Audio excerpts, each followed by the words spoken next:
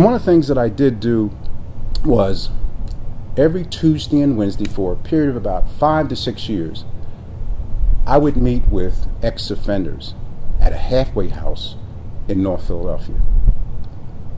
It was a challenge because some of these, I hadn't really been exposed to guys like this, guys that had committed the most horrible crimes. Just imagine. And somebody in that room probably did it. And we'd sit around a table much like this and we'd talk. And the one thing that we had to get past was trust. Because just like this is the way, this is my uniform. Used to be the Marine Corps uniform. This is my uniform. And so I even debated within myself, should I dress down? Should I put jeans on? Should I put an open collar so that no? And I said, no, I'm not going to do that. They have to see me. This is the authentic me. And we have to gain that rapport and trust. And there's one guy, and I mentioned earlier about Jim Brown. There was one guy who used to sit, he wouldn't sit at the table. He'd sit on a high stool, kind of looking down at us. And he was the Jim Brown. I mean, this guy had shoulders out to here, he had a waistline in to here, and he was pumping iron for probably 20 years up in the prison.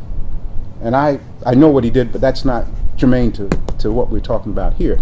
But he would look at me, and I can't look into and talk to the people out there how this guy looked at me, but it was in a menacing way.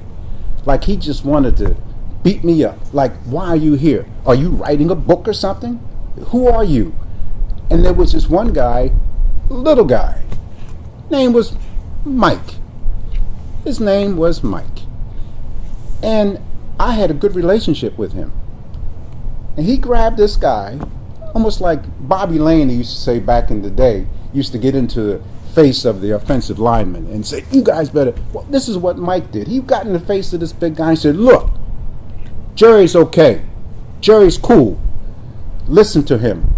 And the guy kind of, and then, fast forward just a little bit, he then joined in. He no longer sat on that chair. He sat right here with us, and we talked. And this one time, he said, I messed up. I messed up.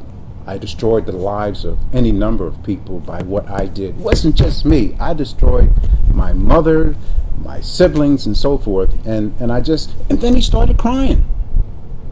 He started crying. And he said, never had a father. I never had a father's love. I never had a hug from my father, and he was like a baby, just tears just flowing. And it reinforced for me the fact that we talk about 4-letter words. The 4-letter word, love. Love.